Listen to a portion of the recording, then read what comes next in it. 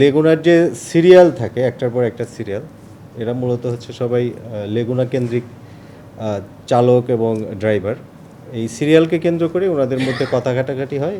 মূলত 20 ফেব্রুয়ারি দুপুর আনুমানিক 2:45 ঘটিকায় এই নৃশংস ঘটনাটি ঘটে।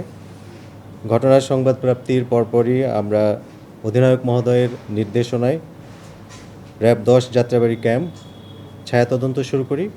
এরই প্রেক্ষিতে এজাহার নামীয় 5 নং আসামি মোহাম্মদ সোহান মুন্সিকে মামলা রুজু হবার 12 ঘন্টার মধ্যেই 21শে ফেব্রুয়ারি আমরা গ্রেপ্তার করতে সক্ষম হই।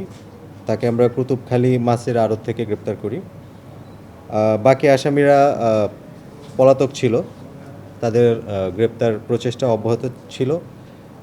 পরবর্তীতে আমরা আজকে 23শে ফেব্রুয়ারি 1 নং এজাহার নামীয় আসামি মোহাম্মদ হৃদয় এবং 3 নং এজাহার নামীয় আসামি শাকিলকে আমরা গ্যান্ডারিয়া থানা এলাকা থেকে গ্রেপ্তার করি। ঘটনার পেছনের কারণ আমরা যতটুকু জানতে পেরেছি যে লেগুনার যে সিরিয়াল থাকে একটার পর একটা সিরিয়াল, এরা মূলত হচ্ছে সবাই লেগুনা কেন্দ্রিক চালক এবং ড্রাইভার।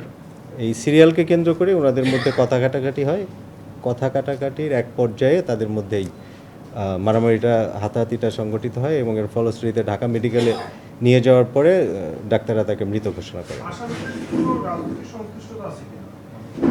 এইটা এখন পর্যন্ত আমরা পাইনি।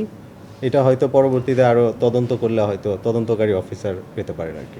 চাঁদার বিষয়টা আমরা এখনও পাইনি আর কি। আমাদের যতটুকু আমরা জানতে পেরেছি চাঁদার বিষয়টা আমরা পাইনি। আমরা পেয়েছি যে ওই সিরিয়াল যেটা থাকে ওইটাকে কেন্দ্র করেই মূলত এই ঘটনাটি ঘটেছে।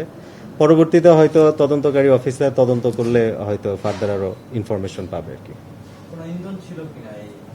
ইন্ধনের আমরা এখন পর্যন্ত কোনো তথ্য পাইনি বা ইনফরমেশন আমাদের কাছে নেই। এটা আরও তদন্তের দরকার আছে আর কি এই বিষয়ে বলতে গেলে। না, ওদের আমরা পাইনি আর কি, রাজনৈতিক সংশ্লিষ্টতা নেই। কিন্তু ওদের নামে হচ্ছে মামলা আছে আর কি, কারো মাদক মামলা, কারো হচ্ছে ডাকাতি প্রস্তুতির মামলা, এরকম মামলা রয়েছে।